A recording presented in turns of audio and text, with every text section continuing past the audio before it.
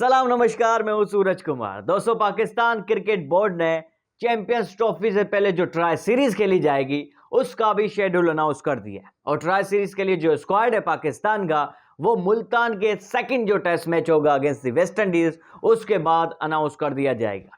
पाकिस्तान का champions trophy का squad और ट्राई सीरीज का स्क्वाड सेकंड मैच जो मुल्तान के स्टेडियम के अंदर हो रही है अभी अगेंस्ट वेस्ट इंडीज, जैसे ही खत्म होती है पाकिस्तान का स्क्वाड जो है अनाउंस कर दिया जाएगा। स्क्वाड में 2-4 तब्दीलियां हो रही है, वो आपके साथ हम शेयर करेंगे। लेकिन सबसे पहले बात करते हैं अहमद शहजाद के ऊपर। भैया, अहमद शहजाद ने एक पॉडकास्ट के अंदर बड़ी इंटरेस्टिंग बातें की है, मुझे तो हंसी आई। मैं आपकी राय लेना चाहता हूं कि क्या वाकई में ऐसा था जब वो खेल रहे थे क्रिकेट।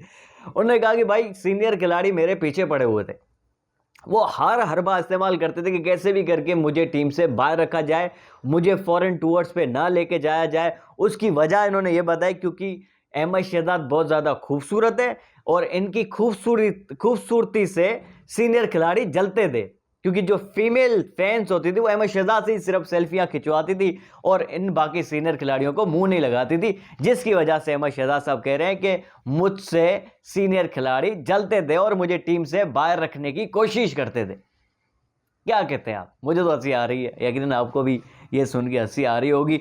कमेंट करके आप बता दें कि अहमद शहजाद साहब ने ये जो बयान दिया है, डेफिनेटली उनका एक तो मुझे ये समझ आता है, उनका एक इशारा बाबर आजम के सामने भी है। यानी एक इशारा बाबर आजम की तरफ जा रहा है, क्योंकि बाबर आजम की वो साथ भी वो खेले हुए हैं और आजकल व्लॉग्स के अंदर भी वो बड़ा सीधा सीधा बाबर आजम को टारगेट करते हैं।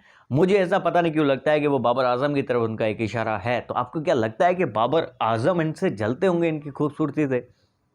आई डोंट थिंक सो, मुझे नहीं लगता। अब देखते हैं किंग बाबर आजम है वो क्या वाकई में मतलब कि इनसे अहमद शहजाद से जलते होंगे कि इनको टीम से बाहर रखते होंगे। बहरहाल, आप क्या कहते हैं कमेंट करके बताएं। हम बढ़ते हैं आगे। भैया, ट्राई सीरीज शुरू हो रही है 8 फरवरी से। 8 फरवरी से ट्राई सीरीज शुरू हो रही है।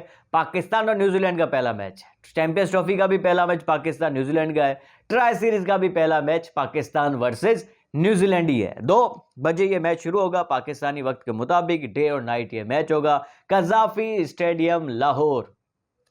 यानी बात ये है दोस्तों कि अपग्रेडेशन का काम जो है अभी हतमी मराइल में, ठीक है, अभी ख़त्म नहीं हुआ है। इसी तरह कराची नेशनल स्टेडियम के अंदर भी अभी काम जारी है, ख़त्म नहीं हुआ है।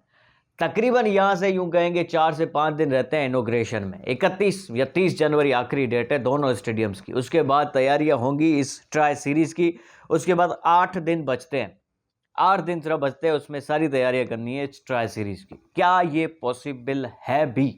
वैसे तो पीसीबी बहुत श्योर है, डेफिनेटली शेड्यूल अनाउंस किया तो कुछ सोच समझ के ही किया होगा। इसका मतलब ये कि वाकई में सारे स्टेडियम्स जो है अपने अपने तारीख से पहले जो है बनने जा रहे हैं, रेनोवेट होने जा रहे हैं, जब इन्होंने शेड्यूल अनाउंस किया है। और मुझे भी यही लगता है कि बहुत सारी चीज़ें बन चुकी होंगी। मैं ये नहीं कह रहा कि कंप्लीट होगी, डेफिनेटली ट्राई सीरीज जब खेली जा रही होगी तब भी कहीं ना कहीं थोड़ा बहुत तो काम हो रहा होगा। मतलब ऐसा नहीं है कि मुकम्मल यानी 0% जो अब काम बचेगा।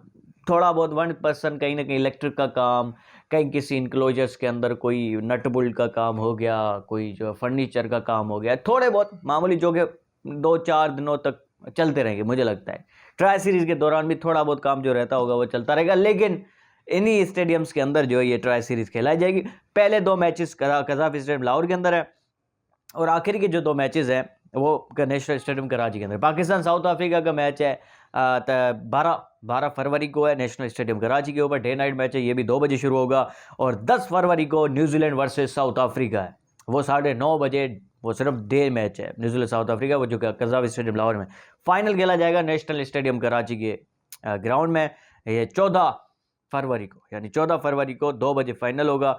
उसके तकरीबन 4 दिनों के बाद जो है चैंपियंस ट्रॉफी का आगाज़ हो जाएगा। 14 फरवरी को ट्राई सीरीज़ का आखिरी मैच और 4 दिनों के बाद चैंपियंस ट्रॉफी शुरू हो जाएगी। चैंपियंस ट्रॉफी की ओपनिंग सेरेमनी के लिए हमने आपको पहले ही बता दिया कि धूमधाम से तैयारियां की जा रही है।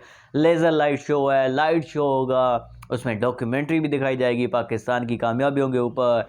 उसमें सिंगर्स आएंगे, लोकल इंटरनेशनल कॉन्सर्ट होंगे, बहुत सारी तैयारियां की जा रही है चैंपियंस ट्रॉफी की ओपनिंग सेरेमनी के लिए।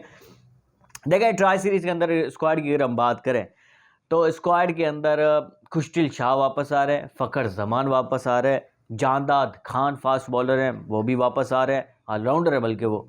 तो इसी तरह जो है कहा जा रहा है बाबर आजम और फ़खर जमान ओपनिंग करेंगे, क्योंकि जो स्क्वाड भी चल रहा है उसमें कोई ओपनिंग के लिए फ़खर के अलावा कोई और ऑप्शन नहीं है। तो क्या बाबर आजम वाकई में ओपनिंग करेंगे? क्योंकि कल बासित अली ने बड़ी अच्छी बातें की है, उन्होंने 2-4 इल्ज़ामात भी लगाए हैं वैसे बाबर के ऊपर, उसके ऊपर हम अलग एक व्लॉग बनाते हैं। उन्होंने ये कहा कि भाई अजहर अली को जो है ना कैरियर ख़त्म करने में बाबर का बड़ा हाथ था, बाबर ने उनको जल्दी रिटायर करा दिया, वो 100 मैचेस खेलना चाहते थे, ये वो फला फला, उसमें हम अलग से एक व्लॉग बनाते हैं। उन्होंने एहसान मानी के ऊपर भी इल्ज़ामात लगाए, ये वो क्या वो ठीक है क्या नहीं है, वो रिसर्च करके हम प्रॉपर जो है आपके साथ वो शेयर करेंगे एक वीडियो। बासित अली ने जो बातें की है, लेकिन क्या बाबर आजम को वाकई में फ़खर जमान के साथ ओपनिंग करनी चाहिए?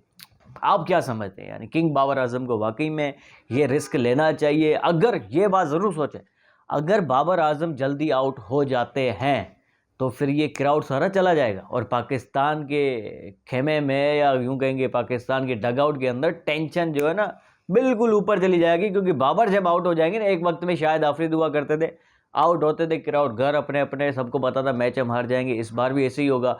बाबर आउट हुए, पाकिस्तान के अंदर जो है टेंशन बढ़ जाएगी, प्रेशर बढ़ जाएगा, सारी चीज़ें ऊपर चली जाएंगी। बहरहाल क्या आपको लगता है कि बाबर को ओपनिंग करनी चाहिए, न्यू बॉल को फेस करना चाहिए? क्या फास्ट बॉलर जो एडम मिल होंगे न्यूजीलैंड के, दूसरी तरफ ट्रेंट बोल्ट होंगे, क्या इनको फेस करना चाहिए शुरू में आकर, या फिर मिडिल ऑर्डर के अंदर आए, वन डाउन के ऊपर आए, या फिर फ़खर जमान के साथ आप समझते हैं कि अब्दुल्ला शफीक अच्छा ऑप्शन है? कमेंट करके बता दें। अच्छा, अब्दुल्ला शफीक में बार बार क्यों कहता हूँ? देखिए, अब्दुल्ला शफीक इमाम उल हक से तो बहुत बेहतर है। इमाम उल हक के साथ आप जाएंगे तो यूं समझे कि आप 5 से 7 साल पीछे चले गए। हमें अब खेलनी है मॉडर्न डे क्रिकेट, ठीक है? क्योंकि सामने जो टीम्स होगी ना इस बार, वो बहुत ही खतरनाक स्क्वाड के साथ आ रही हैं। आप इंडिया की तरफ चले जाएं, ओपनिंग करने आएंगे रोहित शर्मा, शुभमन गिल, दोनों ही बड़े तेज़ खेलने वाले। उधर ट्रेविस हेड आता है ऑस्ट्रेलिया से, न्यूजीलैंड से कॉनवे, फिन एलन, यहाँ से आपका साउथ अफ्रीका से रीज़े हैंड्रिक आता है। मतलब कि हर तरफ से तेज़ खेलने वाले क्रिकेटर आते हैं आपके पास। उस इंग्लैंड से आपका फिल साल्ट आता है। मतलब कि पाकिस्तान को भी ऐसे ही किसी प्लेयर के साथ जाना चाहिए जो कि तेज़ खेले, हिटिंग करे, पावर प्ले का इस्तेमाल करे। तो इमाम उल हक में वो जान खान नहीं है, मुझे नहीं लगता। लेकिन Abdullah Shafique can be a good option along with Fakhar Zaman. ये दोनों अगर ओपनिंग के लिए आएंगे, अगर कोई एक भी खड़ा हो गया तो मुझे लगता है कि काफ़ी सारा काम जो है करके चले जाएंगे, स्पेशली फ़खर जमान अभी दुबई के अंदर भी है, वहाँ पे वो कंडीशन से वाकिफ़ हो रहे हैं। मतलब कि 2017 की तारीख जो है दोबारा वो दोहराना चाहते हैं। 2017 के अंदर उन्होंने चैंपियंस ट्रॉफी जिताई पाकिस्तान को, इंडिया को पेल कर 100 बनाकर आखिर में पाकिस्तान को चैंपियंस ट्रॉफी जिताई थी। इस बार भी कुछ इरादे ऐसे ही लगते हैं फ़खर भाई के।